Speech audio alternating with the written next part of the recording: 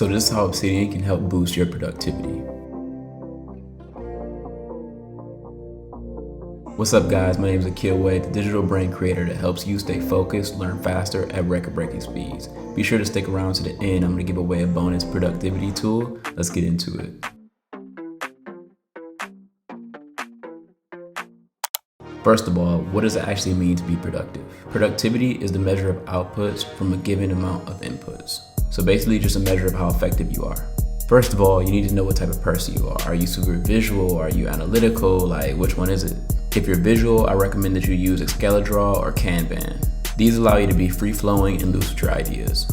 And if you're analytical, well, you can use everything else. You can go to community plugins and see what best suits you, but I know that a lot of people like to use a data view.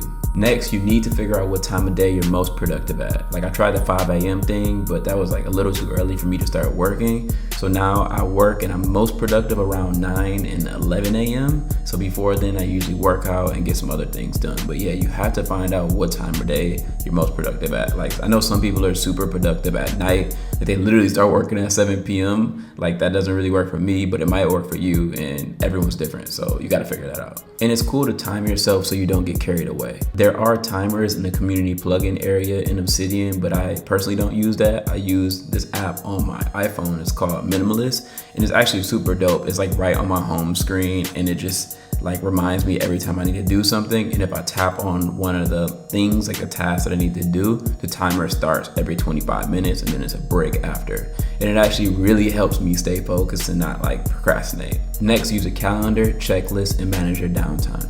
I use the calendar plugin because it automatically tracks my days. And if you hit a dash and 2 brackets in Obsidian, it'll make a checklist and it's easy to use.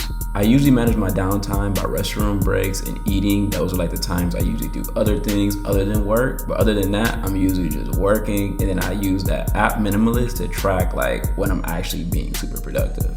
Next, you gotta set goals. So I set goals on my home screen. So when I complete everything on my home screen, I go through the videos I need to be watching. I go through like the tasks I need to be doing and the videos that I want to be recording. And that usually tells me like how far along the process that I'm doing. But sometimes I put a deadline, but I don't like to hit like hard stop deadlines because it gives me a little bit of anxiety sometimes. I don't want that. All right, so the bonus tip is downloading this Chrome extension called Merlin.